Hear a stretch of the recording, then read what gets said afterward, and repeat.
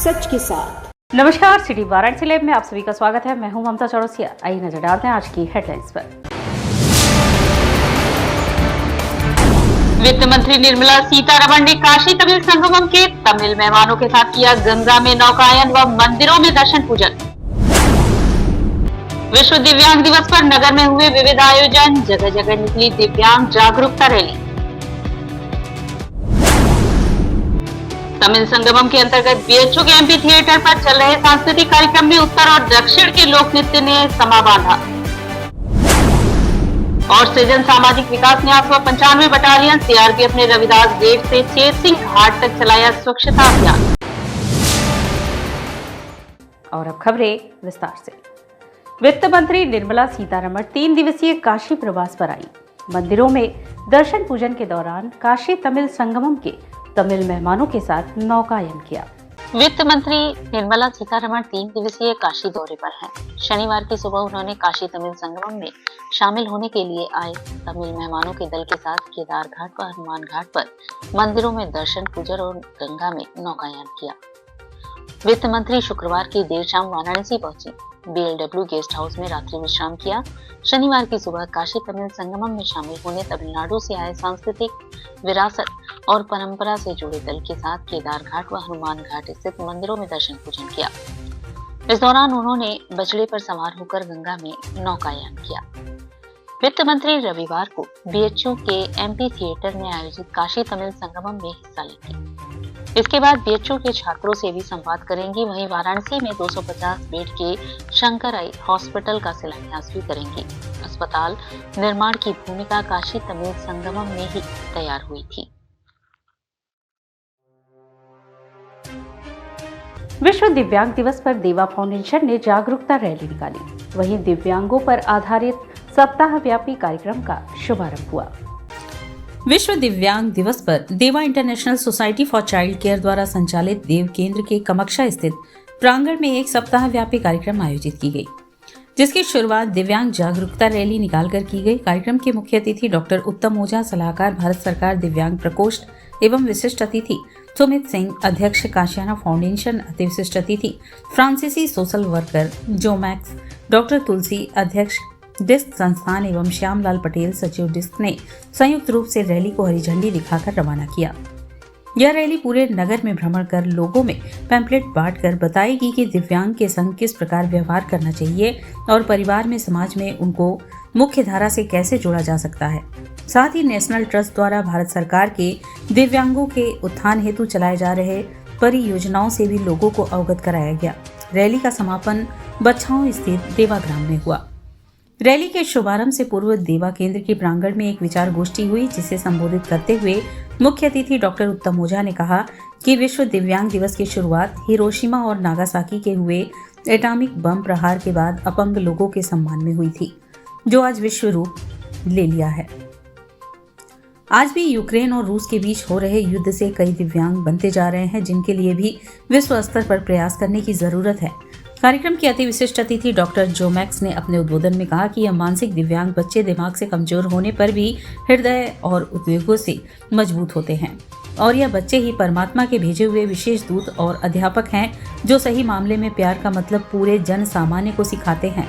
अतः इन बच्चों के संग में हम प्यार के द्वारा ही ज्यादा से ज्यादा सामाजिक कार्य सिखा सकते हैं। डॉक्टर तुलसी ने अपने अध्यक्षीय संदेश में विश्व दिव्यांग दिवस के बारे में लोगों को जन चेतना, उनके ट्रेनिंग, उनके पुनर्वास, उनके समायोजन के कार्यक्रमों को बताया।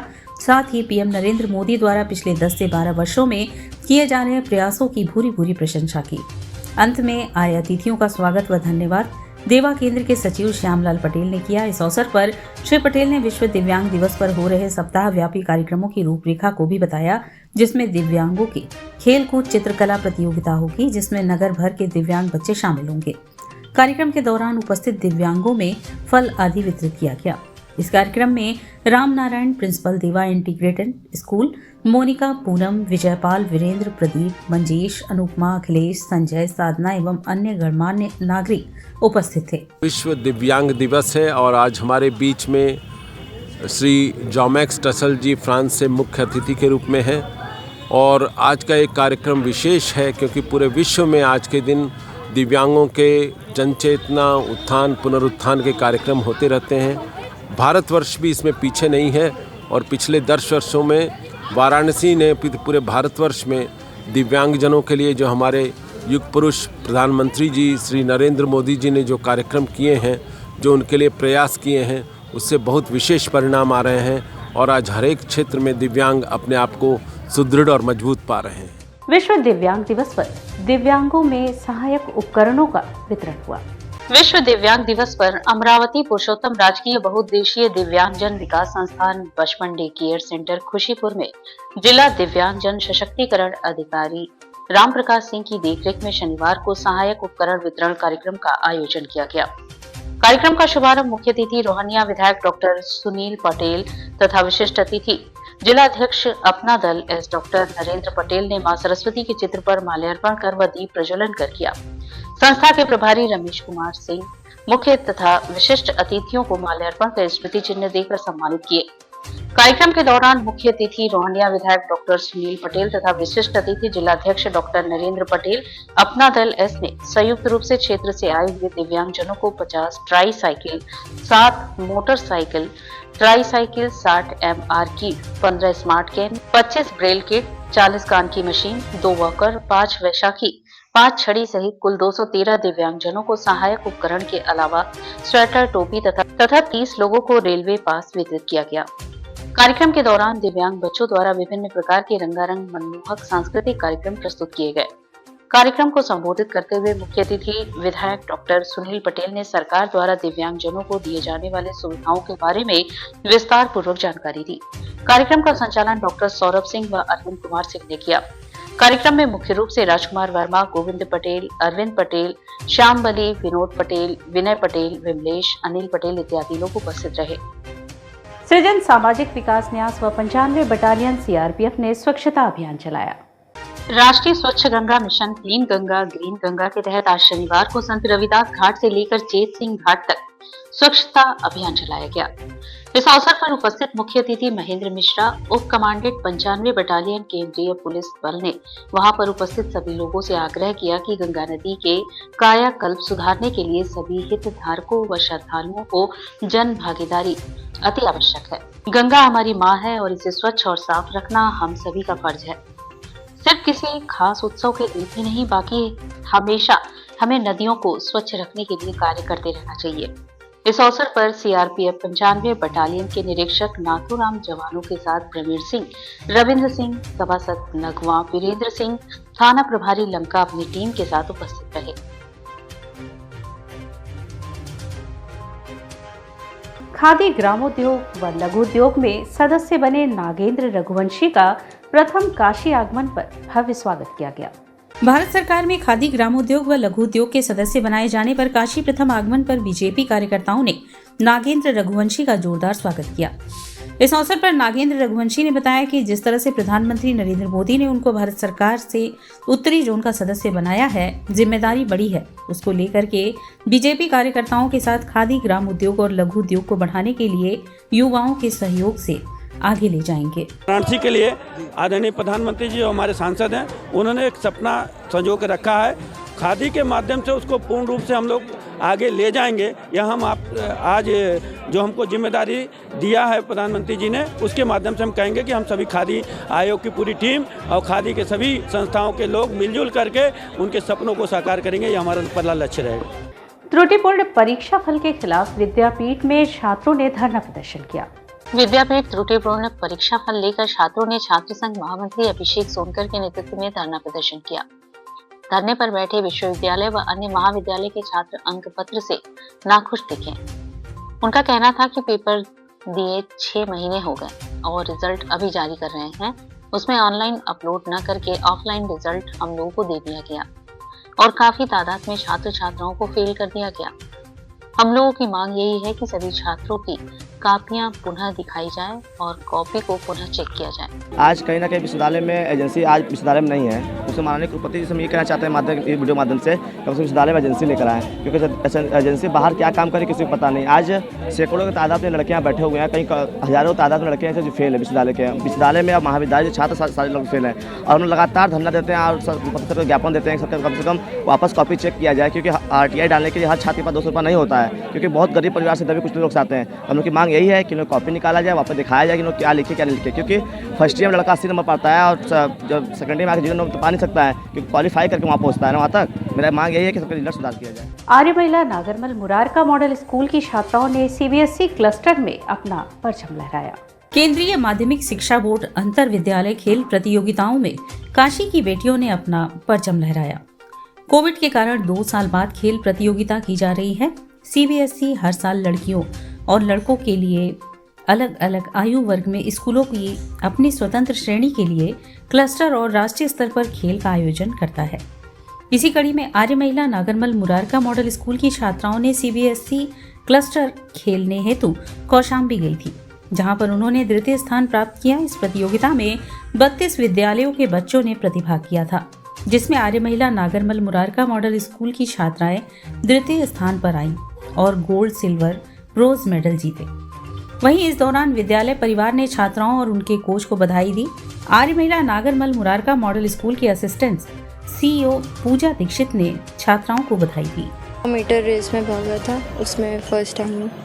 आगे क्या योजना होगी विद्यालय के लिए? इस तरह का आपको गोल्ड मेडल मिला, क्या महसूस कर रही हैं? सर हम लोग को बहुत अच्छा लग रहा है और सब लोग बहुत खुश हैं और हम लोग और प्रिपेयर कर रहे हैं नेशनल के लिए। CBSE का क्लस्टर जो अभी हुआ है वहाँ से ये बच्चों ने पाया है और हमारी लड़कियाँ जो है 2nd पोजीशन लेकर आई हैं और वहाँ पे 32 जो है स्कूल आए हुए थे, जिसमें से हमारी इन लड़कियों को 2nd पोजीशन मिला है। ये बहुत ही गर्व की बात है।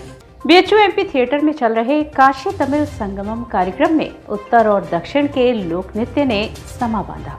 MP थिएटर BHU के मुक्ताकाशी प्रांगण में निर्मित भव्य सभा मंडल में आयोजित काशी तमिल संगमम के अंतर्गत उत्तर मध्य क्षेत्र सांस्कृतिक केंद्र, प्रयागराज एवं दक्षिण क्षेत्र सांस्कृतिक केंद्र, संस्कृति मंत्रालय तथा शिक्षा मंत्रालय भारत सरकार द्वारा आयोजित सांस्कृतिक संध्या में तमिलनाडु से पधारे गुड़ी अतिथि कलाकारों के समूह द्वारा गायन वादन एवं नृत्य की मनोहारी एवं प्रभावशाली प्रस्तुति की।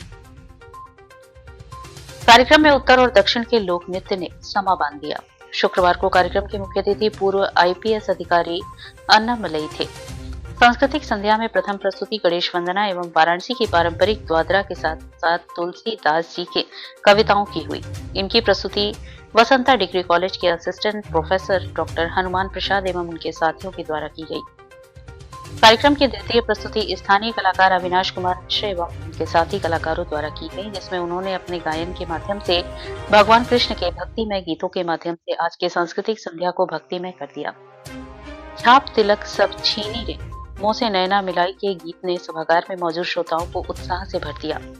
कार्यक्रम की तृतीय प्रस्तुति फोक डांस की प्रस्तुति मंच एवं कला संकाय के छात्रों द्वारा किया गया। केरल के लोक नृत्य की प्रस्तुति इन छात्रों ने दी। तमिल संगमम की इस प्रस्तुति ने भारतीय एकता, सांस्कृतिक और दक्षिण कलाओं का खूबसूरत नृत्य प्रस्तुत किया। नृत्य के अगले क्रम में बालिकाओं ने पंजाबी गीत पर नृत्य कर सभागार में मौजूद लोगों को खूब झुमाया। नृत्य के अगले क्रम में हरियाणा के युवक एवं युवतियों ने हरियाणवी गीत पर शानदार प्रस्तुति दी। राजस्थान का लोकप्रिय नृत्य कूमर कर रहा है। इन सभी राज्यों की प्रस्तुति ने सबसे अधिक श्रोताओं को नाचते झूमने मजबूत कर दिया। कार्यक्रम की चतुर्थ प्रस्तुति संस्कार भारती काशी महानगर की निवेदिता बालिका शिक्षा सदन की बच्चियों द्वारा पूर्वांचल के नायक का किया गया। इस नाटक की प्रस्तुति बच्चियों ने मां सरस्वती की वंदना के साथ शुरू किया। इस प्रस्तुति ने श्रोताओं के अंदर देशभक्ति की भावना भर दी। इस नाटक के निर्देशक उमेश भाटिया थे। कार्यक्रम की पंचम प्रस्तुति कलई कमागड़ी एवं पेलकानी समूह द्वारा वेलुपट्टू की प्रस्तुति की गई। कार्यक्रम की छठवीं प्रस्तुति जे कुंपुसामी उत्थन करई कृष्णागिरी द्वारा थेरु कुत्थू की दी गई। कार्यक्रम की सप्तम प्रस्तुति कलई ममड़ी विनेश महादेवा द्वारा चेन्नई में पहुंच की कलाकारों ने भरतनाट्यम की प्रस्तुति दी।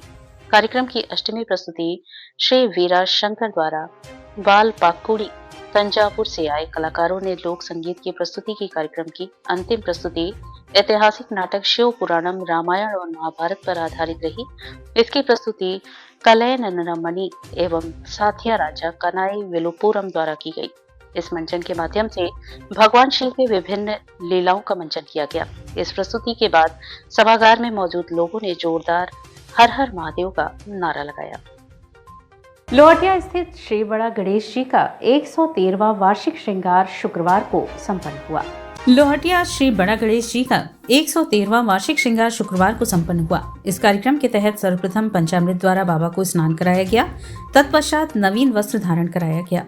अनेकों प्रकार के फूलों द्वारा बाबा का भव्य श्रृंगार किया गया, जैसे बेला, गुलाब, जूही, चंपा, चमेली, गेंदा, दौना द्वारा श्रृंगार हुआ।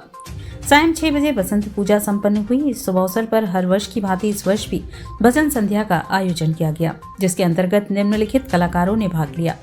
भजन कार्यक्रम सायं 7 बजे प्रारंभ होकर देर रात संपन्न हुआ। सभी कलाकारों का सम्मान पिंटू यादव द्वारा किया गया। कीर्तन का संचालन लालचंद चौरसिया द्वारा किया गया। और इसी के साथ सिटी वाराणसी लाइव का यह प्रसारण यही समाप्त होता है। ममता चौरसिया को दी इजाजत। नमस्कार।